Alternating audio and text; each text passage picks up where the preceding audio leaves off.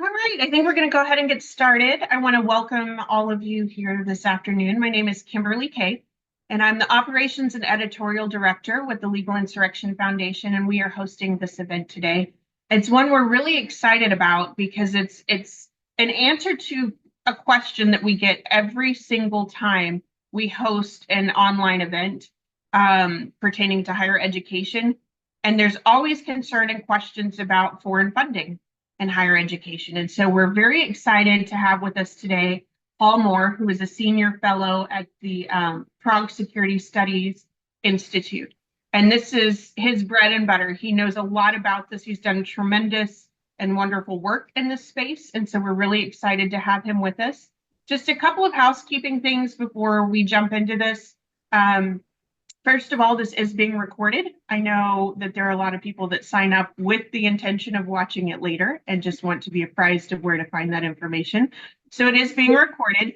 Feel free to share the video once we have it published. It's usually published within a week after the event, and you'll be able to find that link on the Legal Insurrection blog, and you'll receive more information about that following the event. We have a couple of ways for you to engage with us today. We have a Q&A section, and we also have a chat. Please feel free to engage in both. If you have any questions for Paul, put them in the Q&A. I'll be monitoring that throughout the duration of the program today. And once we get to the question and answer section, I'll be going through those and asking those questions out loud.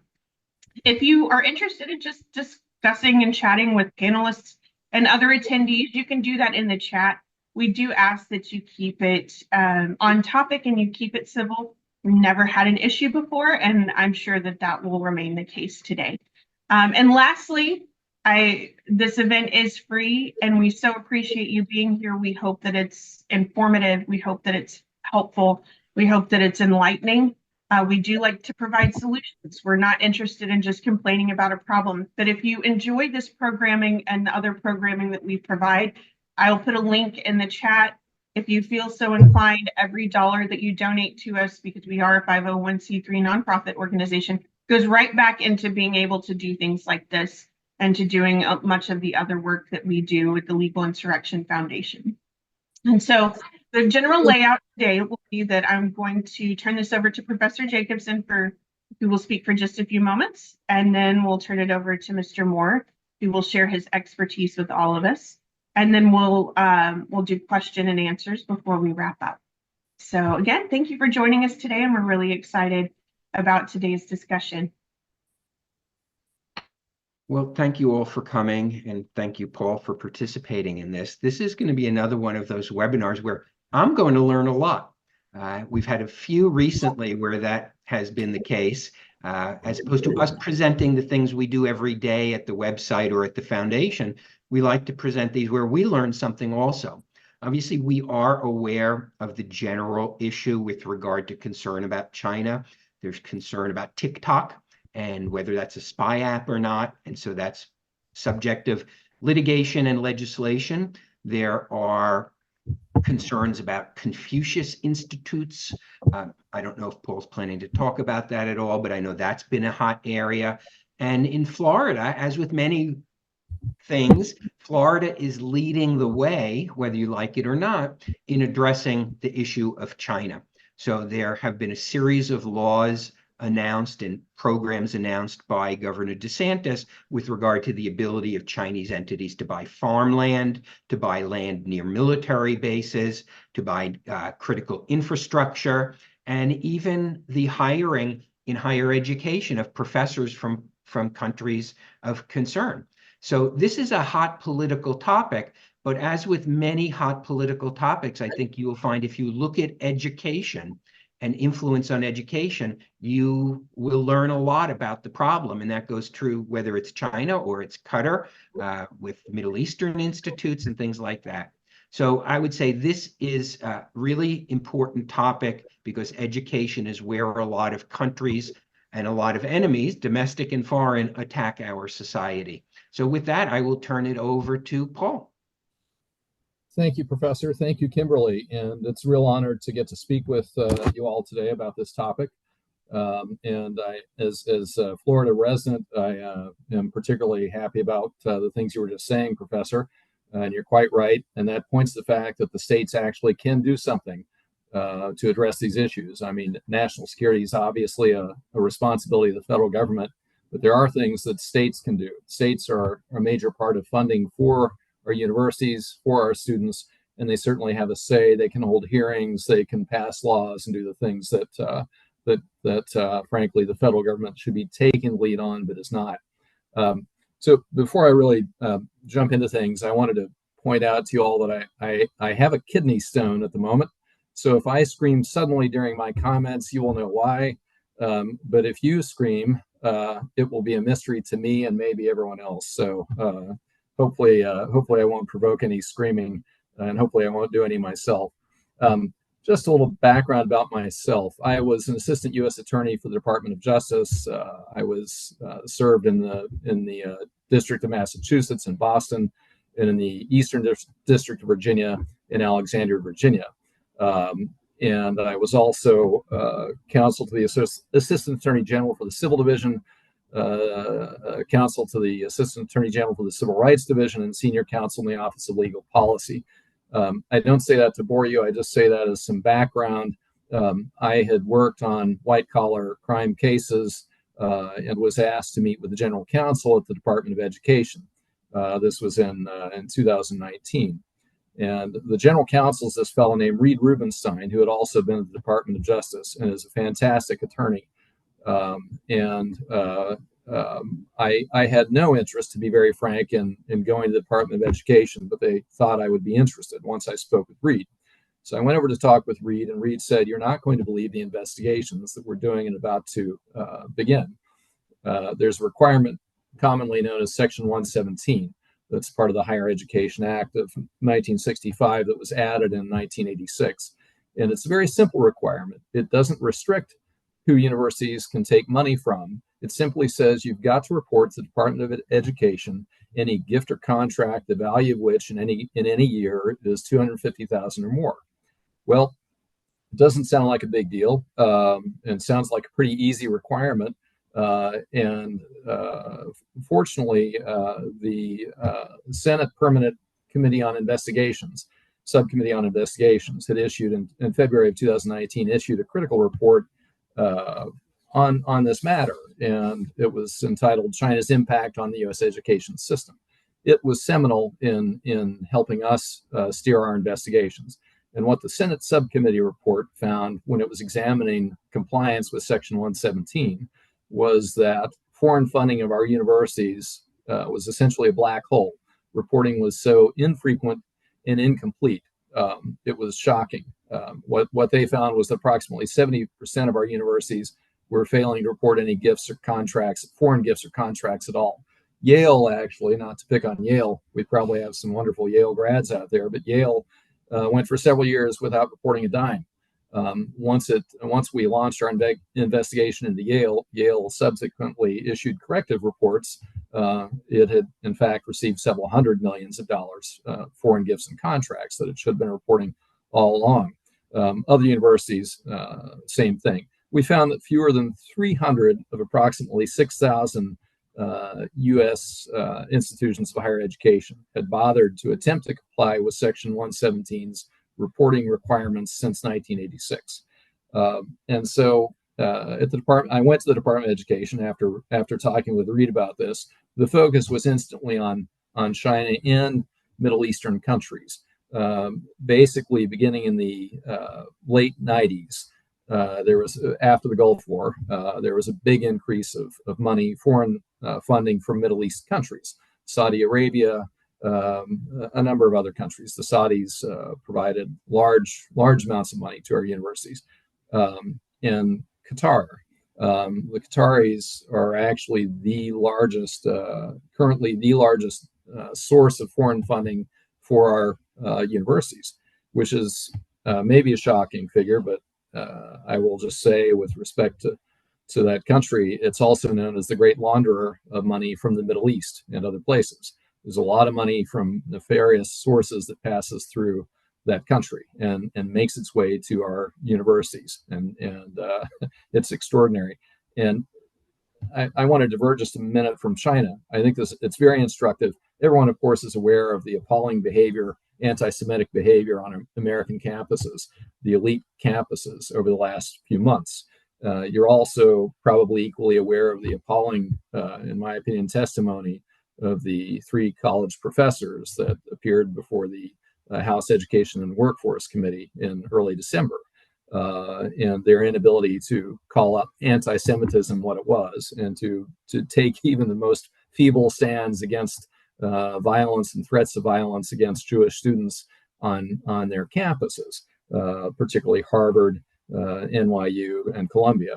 And I just want to point this out, and it has a lot to do with our discussion today. The university administrators are not stupid. The fact is, they were engaged in donor maintenance. There's huge amounts of money coming from Middle Eastern donors, including governments, including entities which are very much aligned with governments that don't necessarily have a favorable view of Israel. There are also thousands and thousands of students that attend our most elite universities. Something like 20 to 25% are actually students from the Middle East. And this isn't to disparage those students or their views or to call them all anti-Semitic. However, there are some different views in the Middle East, and there's also a lot of money coming from those countries to these universities. And I think that our universities, the elite universities and others, there are different kinds of donor maintenance. With some donors, maybe the traditional donors that we might think of in America, you might offer good donors the best seats at a football game. And with donors from the Middle East, you might stay mum when you're being asked to call out anti-Semitism on campus and actually enforce student codes of conduct on campus. And our administrators taking for granted the taxpayers and also assuming that it can stop the rollover Congress and the administration, in this case, I think very visibly chose to protect the donors and provide the donor maintenance for Middle Eastern donors that they frankly shouldn't have. But it gives you some insight into what matters with universities. This brings us back to China. So the way we started our investigations, we didn't randomly pick on universities. We opened 12 investigations, civil investigations in universities and their undisclosed foreign funding. What we did was not particularly ingenious, but it worked. We simply looked at the IRS records. The nonprofits, as you all know, have to file extensive IRS records with the IRS, including Schedule F, which details their foreign involvements. And what we did was we raked through those foreign involvements that had been reported to the IRS of these various universities, and we compared to what they had reported to the Department of Education. And that was oftentimes nothing or next to nothing of their actual involvements, which were extensive. So on that basis, we opened investigations into 12 different universities. The universities had received tens of millions in gifts and contracts. Universities such as Stanford had actually engaged in the practice of anonymizing donations. And what that means is the university, the law doesn't say you can report gifts and contracts anonymously. It doesn't speak to it. It just says that gifts and contracts have to be reported. And I want to be bipartisan here and make it clear to everyone that I'm trying to be. This is a critique, and I was in the Bush administration. In the Bush administration, there was a regulatory guidance came out of the Department of Education that said it's okay to anonymize donors. And so universities, not surprisingly, took advantage of that. And many of them continued it right up till 2020 and beyond. Stanford had anonymized more than 60 million in donations from China. So they would report that they had incoming donations, but they wouldn't say if it was from the government, from an entity closely aligned with the government, from an individual. We really had no idea, no way of knowing. Other universities do the same. The University of Pennsylvania probably wins the prize for having reported the largest anonymized gifts and contracts from China. Most of them came to UPenn after then Vice President Biden set up the Biden Institute at the University of Pennsylvania. Take a drink real quick. And so on this, we're an open society. Everyone knows that. And our adversaries know that too. So do our friends. But our adversaries know with our open institutions that money will buy them access. Money buys an open door. We have to have more respect for the communist, the CCP, and for China, for our adversaries. The Chinese make no secret of their purpose. It's world domination. And we're in the way of that. We produce a lot of the critical emerging technologies necessary for military and technological supremacy by the Chinese. And Paul, I'm sorry to interrupt. Some people are commenting, and I hear it too. There seems to be some sort of tapping noise when you're speaking. I don't know if it's your microphone or if there's anything. Wasn't that way originally, but maybe in the last few minutes it started. I just wanted to alert you. Okay, thank you. There is a thunderstorm here. It could be that.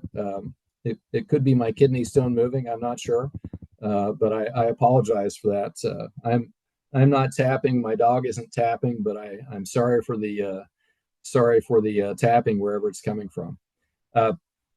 Anyway, the Chinese have instituted what's known as military civil fusion, and that doctrine provides that there's no difference between what's developed or acquired on the civil side of Chinese life versus what it can use in the military. China has a state agency that actually oversees the fusion of all technology that may have dual use applications, and that's kind of everything.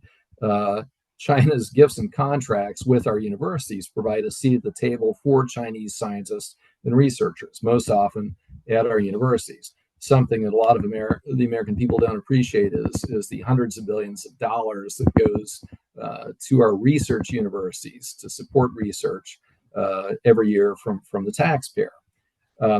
And so literally hundreds of billions of dollars each year at those universities. Just to give you some examples of, and there are many, many more examples, but the Jet Propulsion Laboratory, which is the seat of our cutting edge rocketry, lots of other information, is run by Caltech, which is a private research university, and obviously a very significant one, which receives massive funding.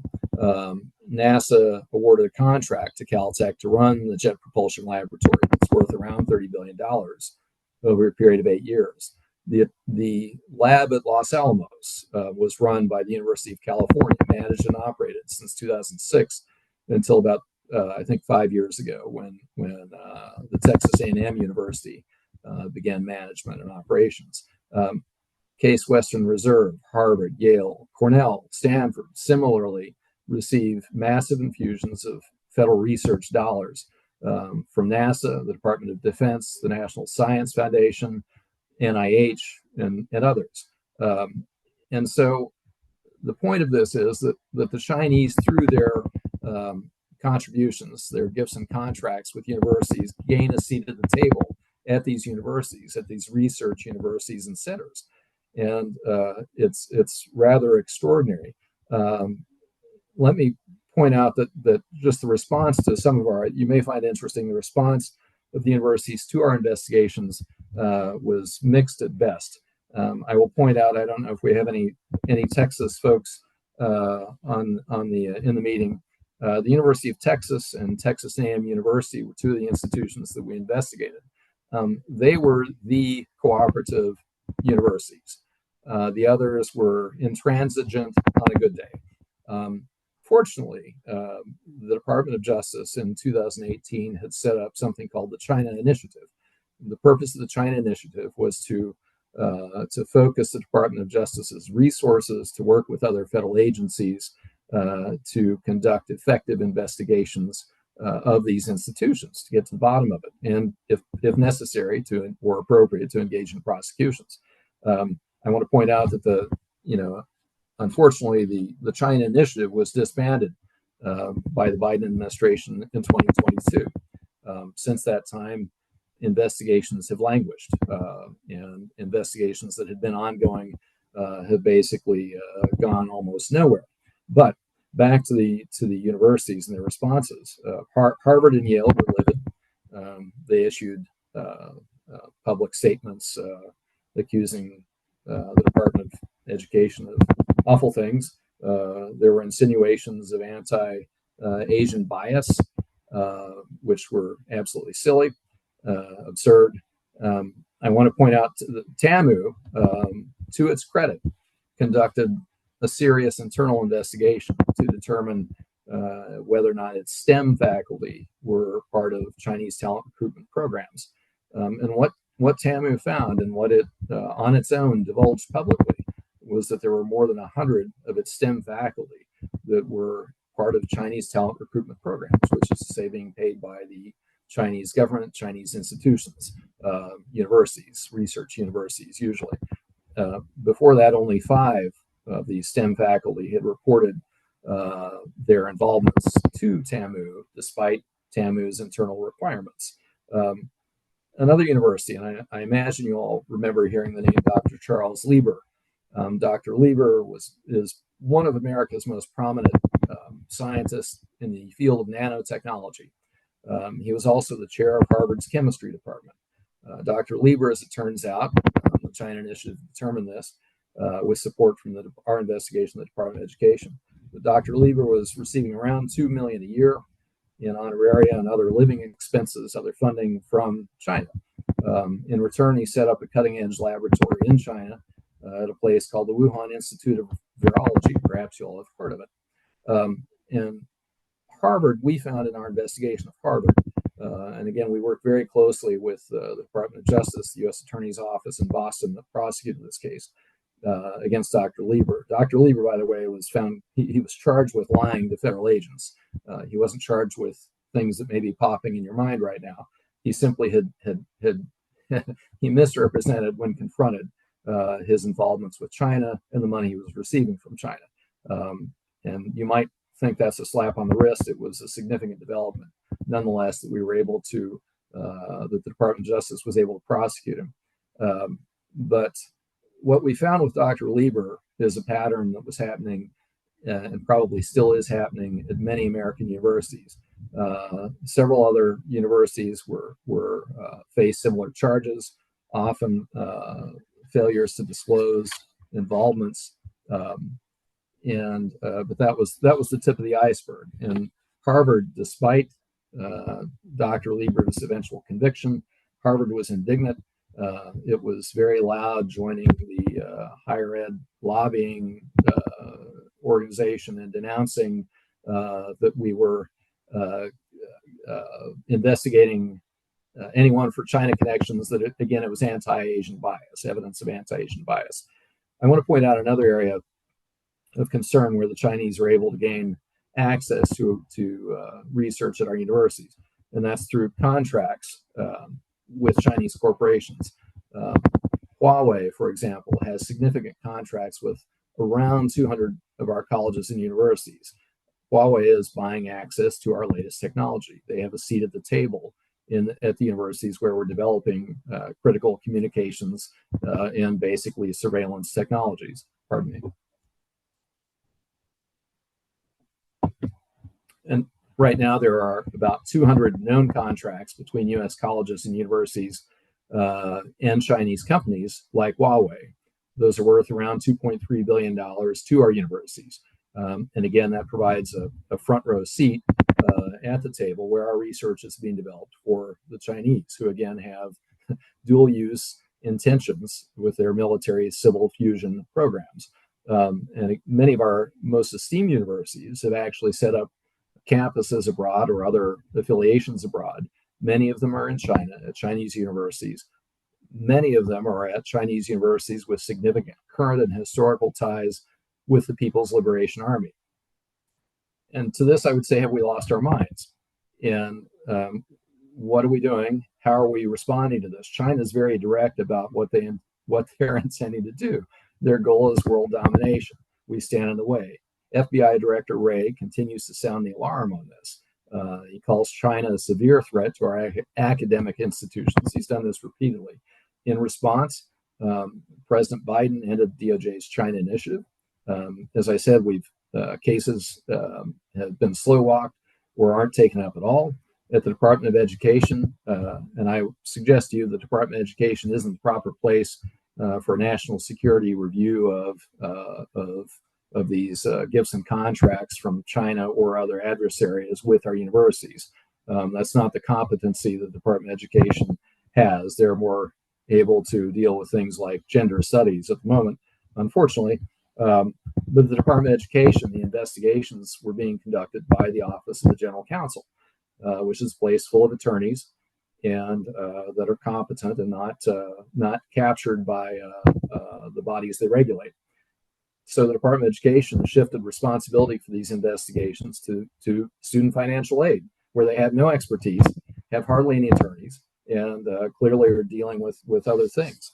And so I want to point out a few of the other things that universities will say in response to say if investigations have a chilling effect on researchers and on an open society. And that's disingenuous. They're concealing the fact that donors from adversarial countries are gaining access to taxpayer-funded research at some of our greatest research institutions. Foreign students provide truly, right now there are something like 225,000 Chinese students in the US. None of those students come here without the approval of the Chinese Communist Party. Most of them are funded directly by the government of China. And these students are often extremely talented. It's nothing against them and their capabilities. It is a problem when they're being directed to come here and access our developing research and technology at the behest of the CCP. And that's what we're up against. The universities also often say that these collaborations benefit the U.S.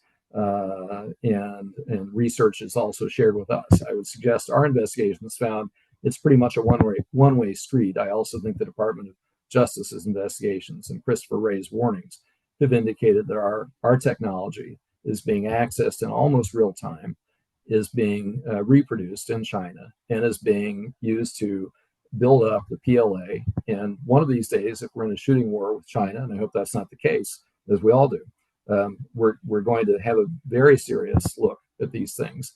And why did we keep our eyes closed? And why didn't we enforce the simple laws so that at least the American people and American policymakers could protect the American people from the access that our primary adversary has gained to technology that may be used against us and our friends?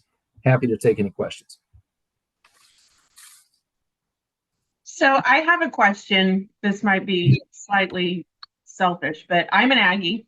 And in a past life, I worked in immigration law and had moved back to work at the university, and I worked with international students, issuing immigration documents and things like that. And at the time, I found it very suspicious that every single Chinese, and it was mostly grad students at the university. You don't really have any at the undergraduate level. It was mostly for research scholars, things of that nature, very, very specialized research that these individuals were doing. Every single individual that was coming from China had the exact same paperwork, always had the exact same amount of funding in the bank, because international students are required to show that they have the funding to support themselves here, so that the thought process being they don't end up being a burden on our systems. But my concern with that at the time was that we had so many people coming in to do all of these things, and none of these people spoke English, and then you would have departments where it was almost exclusively Chinese students. Have you found in any of your investigative work where, not necessarily whether or not that was true, but what was the impact of having a situation where you have a major research institution that has a particular program that's almost exclusively staffed and being researched by these foreign students who we know are taking this information back? Did you find that to be true? Were there any problems there? How did universities respond to that, if that's something that you did find? Yes, I mean, the short answer is yes. That's what was going on, and I think it's still going on. the scale of these problems, let's just put it this way: China has a whole of government approach to us and to accessing our developing technology and research. We don't have a whole of government approach in response to China, and so it's very easy for the Chinese. And again, when I'm talking about Chinese, they're smart people. It has nothing to do with race, anything like that. I'm talking about the CCP, because they control the people. The people of China are the biggest victims of the Chinese government. But the students who come here are coming here at the direction of that government. The research scientists that come here and participate with our research scientists in bilateral and multilateral collaborations are doing so at the behest of their government. Their government controls what happens to those researchers' families back in China, and they don't hesitate to use that threat. We found that, and we actually found at Fordham University, there was a student who in 2020, he and his family had come from China when he was a young man, and he spoke very openly on social media about what the Chinese government was all about and about the repression and things like that. And on the anniversary of Tiananmen Square, he posted something on Instagram, basically saying that people need to remember what happened and what the CCP did at Tiananmen Square. All of a sudden, he was visited by university officials telling him to tone it down, asking him questions. The police were sent to his house where he lived with his parents.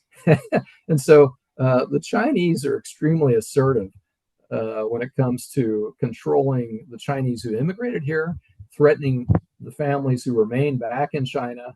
And so they have tremendous levers, and we as an open society kind of refuse to see it. And the other thing is, our colleges and universities, the money that they get from foreign students is very big.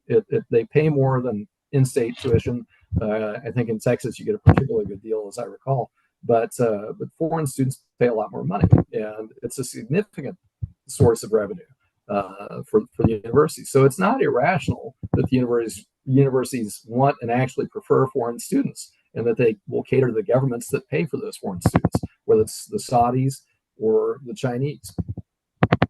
I mean, I think you make a great point too about the fact that the biggest victim here, we like to think of ourselves as we're obviously being taken advantage of, and nothing that's happening here is to our advantage.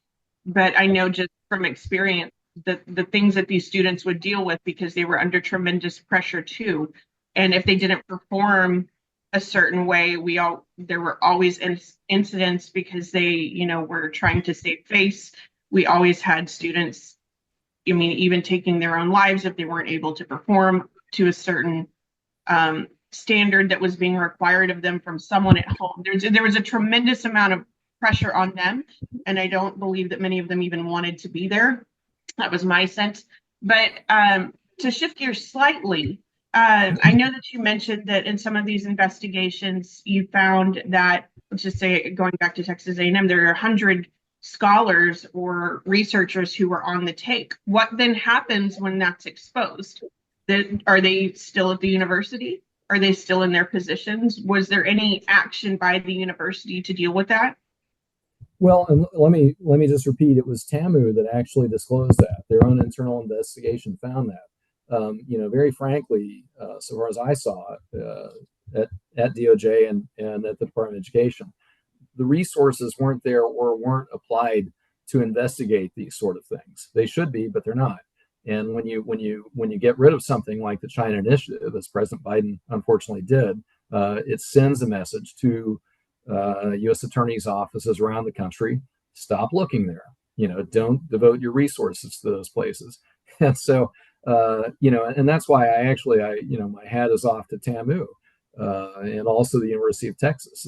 Once we opened our investigations into them, they worked extremely closely with the National Security Division at the Department of Justice, with us, with other federal agencies, to be transparent. And that's really all the law requires. And so, state legislators, governors, there really should be great pressure on our universities to do better. It's not hard to do better. The universities complain that they, that submitting these records and disclosing all their foreign gifts and contracts is a tremendous burden. Everyone in this meeting gets harassed by the foundations of these universities seeking contributions from their alumni. These universities are very sophisticated. They know how to track down money. They keep records of every dime. And so it's extremely disingenuous when they tell the American people that this is that these investigations had to do with anti-Asian hate, or that it would impose some sort of burden on them that they can't handle. It's just not true. It's not true. University bureaucracies are remarkably efficient compared to the federal bureaucracy in terms of record keeping and things like that. I had a question for you. Putting aside technology transfer, which is obviously a massive issue, maybe the most important issue, what role, if any, does the Chinese government have through either students or visiting professors or otherwise in social issues in the US, social unrest, whether it was Black Lives Matter protests and riots, the current anti-Israel riots? There's a lot of speculation in the media that a lot of that has a foreign connection, most obviously to the Middle East, but there's also speculation that Russia and China foment this. Since a lot of those protests and that unrest starts on the campuses, is there any indication or evidence that the Chinese government in some indirect way or direct way is fomenting that? Well, that's a great question, Professor, and it's a huge topic, massive topic. The bottom line, and I mean, TikTok is the most obvious example. Going to what you're saying, I think don't hold me to these statistics, but something like 70% of people under the age of 40 get their news from TikTok. That's extraordinary.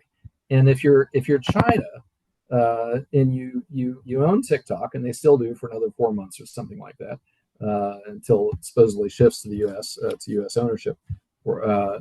You control the algorithms, and you control the news feeds, and you can tailor things to create anxiety in young people, to create the impression that this country is completely screwed up, to make it seem even worse than it is, to foment unrest. And I think that there's a lot of evidence that this occurred during the BLM riots in 2020, and that it's been happening ever since. And I mean,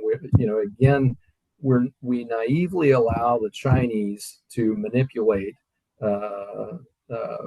social media in this country.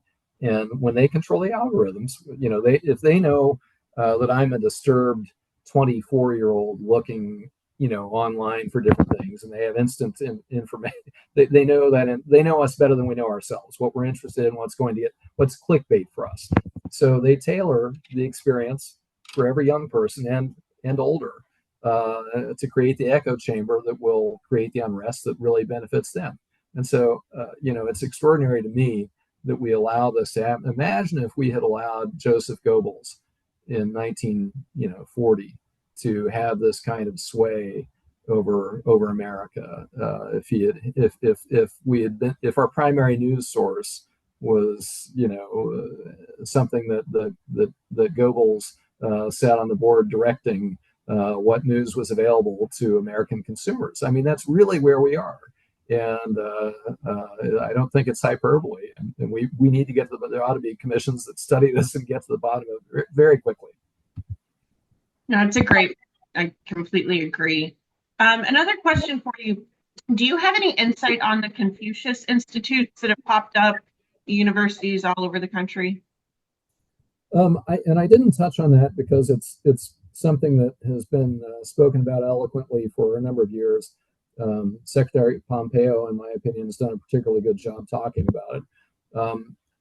To me, it pales in comparison to what the professor just brought up. I think that the learning and the influences going on through social media apps, Instagram, TikTok, and the others, that's where people are being manipulated. And so I think if only we were just dealing with Confucius Institutes and their progeny, that's kind of an old-fashioned book learning approach to manipulating the American people and maintaining surveillance on American campuses. So I think I think that the Chinese are using something that's far more sophisticated, far more agile, and can handle, millions of people at once instead of, roomfuls of people. No, it's a great point. One other thing, so on campuses, and we've had at least one or two incidents at Cornell. If you have a pro-Taiwanese event on campus or a pro-Taiwanese speaker on campus, there is a decent chance, not always, but a decent chance that Chinese students, I should say students from China at the university, will disrupt it in some way or protest it in some way.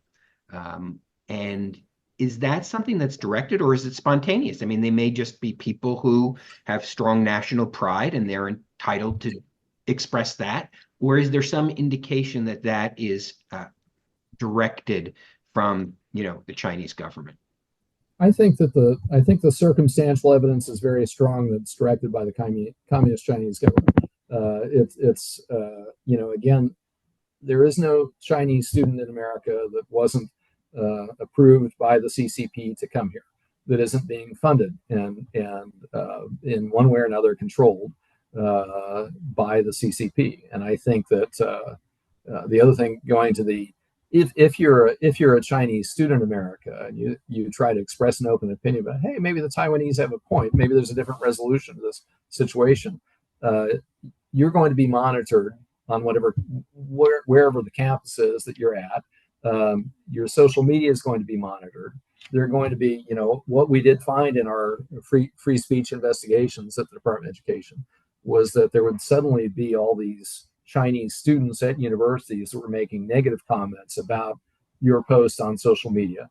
And so more or less the swarming activity that suddenly happens if you're Chinese or a Chinese immigrant who's left China behind, and you're trying to express your own free thinking, and particularly if it supports democratic values.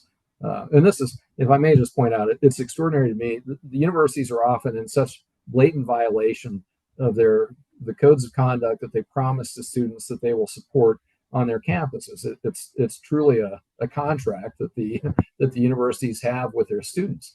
And for domestic consumption in America, the universities often promote the most kind of cutting edge liberal ideas, but they don't mind being allied and taking money from some of the most nefarious governments and friends of governments. And so if our universities were singing the same song, if they'd like to talk about equal rights for LGBTQ people in Saudi Arabia, where they're getting massive contributions, then, at least be consistent.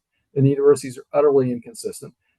They do a lot for domestic consumption here. It buys them the goodwill that they want here, but their behavior abroad is very different.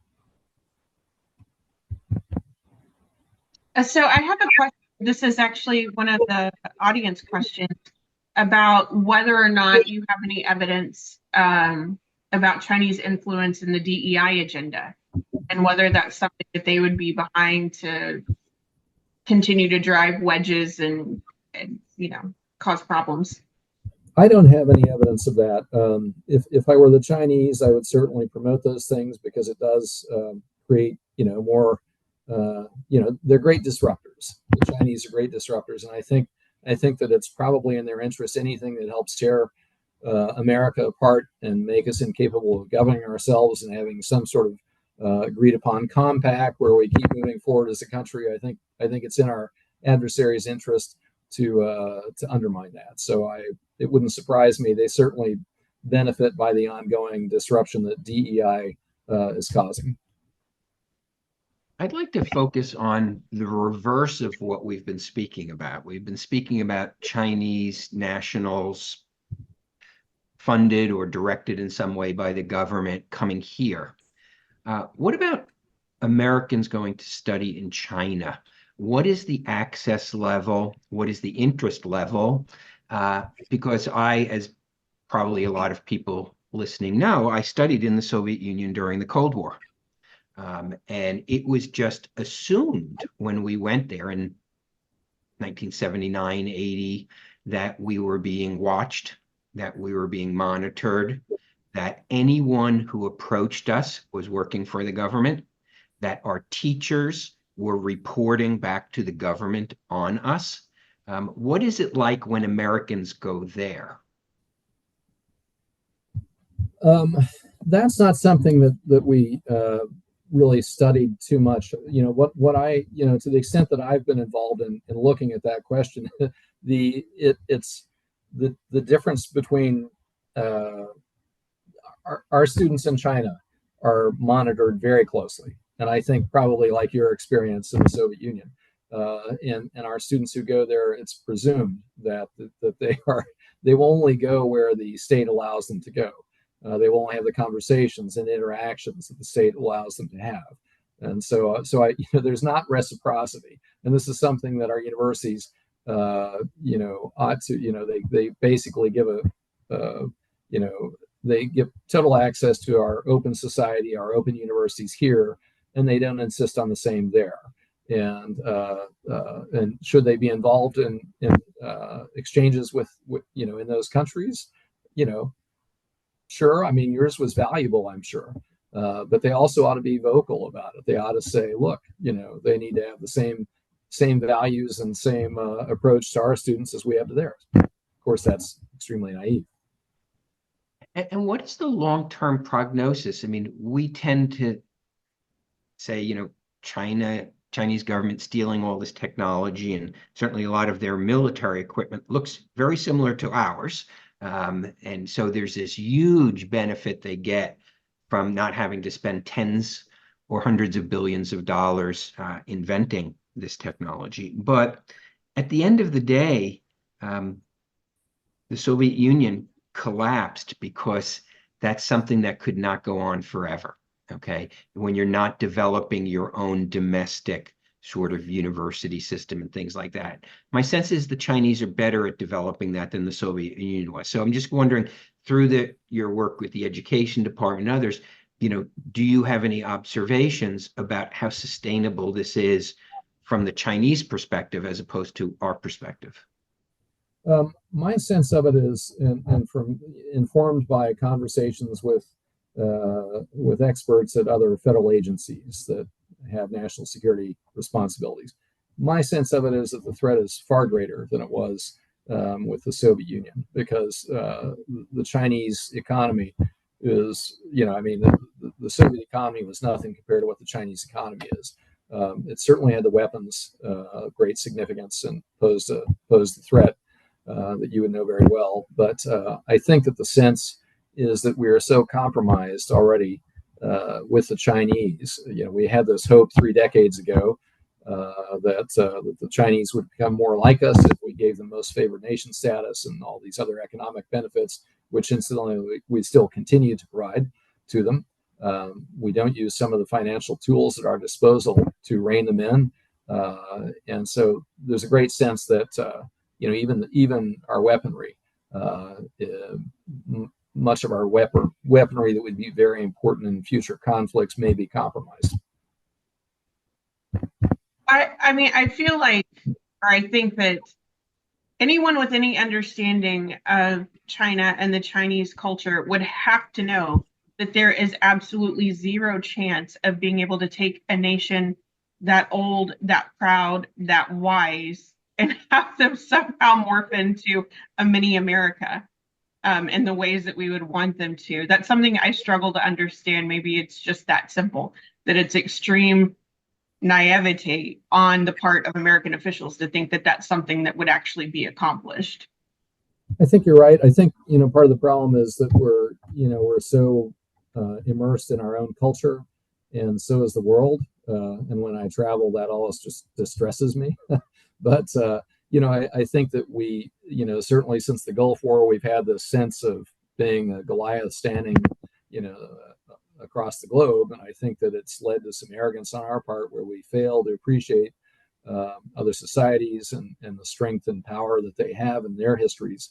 And we truly need to, if we want to protect our own country and our own ideals, maybe we need to renew our interest in our own ideals, but we need to to appreciate our adversaries and where they're coming from, and that they're not stupid, and that they're really creating some genuine problems for us that are terrific threats.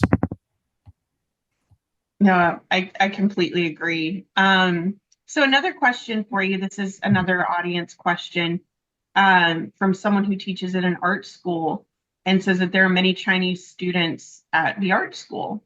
Do you have any insight as to why the CCP might be putting some investment into sending people to an art school? My suspicion is that they are there to monitor other students and to report back what students are doing. So they're more or less, they're probably more or less deputized to be keeping track of other Chinese students and other perhaps to assist in agitation activities as possible. And I just point out that the TAMU, we were talking about the 100 plus STEM professors that had the connections with China, undisclosed connections with China. The head of research at TAMU pointed out that there were no interest in English literature or those programs. These, the Chinese always engineering, always engineering and some kind of, computer technology, never anything in the arts or really sciences outside of that, maybe biosciences, but it was always a very particular group that they were coming into. So yes. On that point, biosciences, I mean, the theft of intellectual property by the Chinese that's developed at our research universities.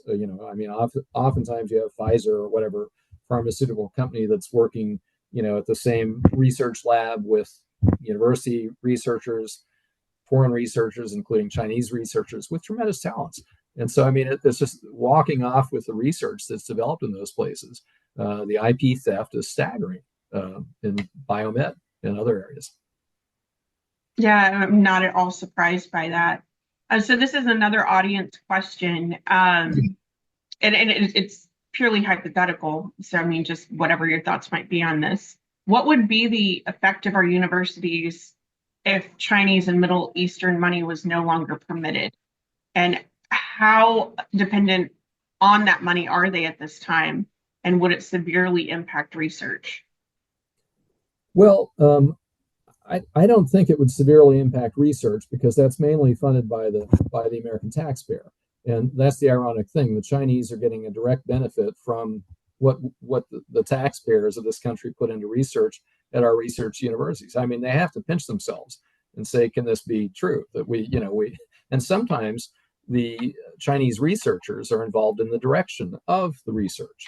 And so they can actually bend it to the areas that are of interest and use to the Chinese military civil fusion efforts. It's extraordinary. But I think, the American people need to decide if at Harvard with the Bin Laden Business School building that was terrific and worth tens of millions, do you want that? Or do you want accurate reporting? And I'm sure there's some wonderful Bin Laden family members. So I don't mean to knock people in that way. I mean, in America, do we want that new massive football stadium, in these gleaming buildings, or do we want to have some institutions that are actually, serving the taxpayers, particularly public universities? But there needs to be a choice. And right now what we're really doing is serving up our security in exchange for some money that makes our universities look like palaces and gives us international presence and all that. And it's just, it's not a good exchange, if you ask me. It's not. And I think it's a fool's errand across the board, especially if we're looking at China in particular. They are more than content to play the long game. They're more than content to just keep stringing the rope. Let us take the money. Let us do these things so that when the time is right, they can do whatever it is they're planning to do, which will not be in any interest of ours, that's for sure. So I completely agree. So just in closing, we like to talk about solutions, and I know our audience in particular is always very interested in what, if anything, they can do to address a particular issue, to help in a particular issue. So now that we've spent some time discussing the issue itself, do you have any suggestions on what people could do to deal with this. I mean, it seems like it's almost in a place that's untouchable and everyone is aware of the problem. They either don't want to be honest about how bad it is, or and they don't want to touch it. So do you have any ideas or any suggestions there? It is distressing, and it's hard not to despair. And I don't mean to come with no solutions. There are proposals in Congress to stiffen certain penalties and tighten certain requirements, and that's all good. I mean, there needs to be something more dramatic done. I think the universities need to be threatened with cutting off funding that comes through student financial aid, and even at the private universities, our elite universities, Harvard, Yale, et cetera. They have program participation agreements with the federal government, and if the universities choose to not accept or not engage in those student financial aid programs, let them do it on their own. But I think basically state governments and federal legislators need to get serious about at least exposing the rot. And that's where, very frankly, the hearings on the anti-Semitism on campus have done a great deal. And that may not seem to have anything to do with China, but it really does, because it exposes what's going on at the universities and the degree to which they're driven by greed. We need to treat these universities have become, lots of them have become, they're international conglomerates. And if they were actual businesses on Wall Street, we would treat them very differently. And Elizabeth Warren would be harping on them every day, and we would be demanding disclosure, and we'd, going after them with DOJ. And unfortunately, we need to look at them as they are until they get back into line and start providing, engaging in full compliance. But in the meantime, I say keep exposing the rot and, hold hearings and ask them, demand they explain themselves, because they're getting, they take the American taxpayer for granted, and that shouldn't be allowed. Completely agree. Do you have any Yeah. part? So I think that there's no easy solution, obviously, but I think that we are increasingly getting to a point in our society that we have to think of our own best interests and what serves us the best, and our own national interest. And it might be in our national interest to continue most of what's going on now, but to do it in a way that protects our technology secrets and that does not allow us to be exploited. I agree. The situation is much worse with regard to China than it was with regard to the Soviet Union, because the Soviet Union did not encourage its citizens to go study elsewhere. In fact, it was just the opposite. So the influence on our universities from the Soviet Union was more part of their general espionage and general disinformation campaigns.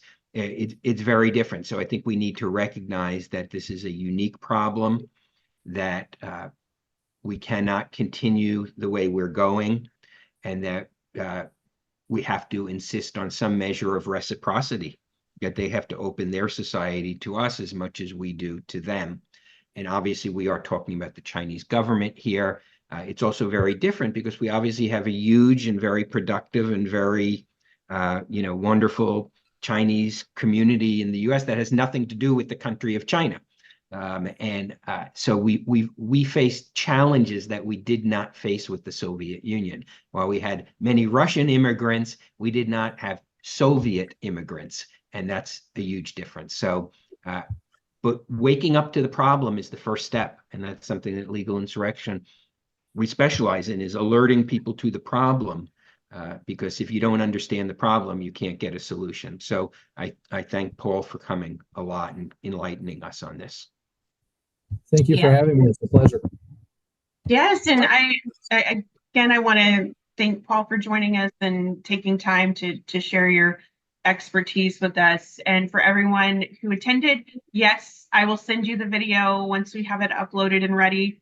And if you didn't attend, you will get it too. But I want to thank everyone for taking your time to learn about this. We hope that you enjoyed it. We hope that it was educational and that you learned something new. And we hope that you can do something with the information that you received today. If you have any questions, definitely feel free to reach out to us. And again, thank you for joining us, and we look forward to seeing you next time.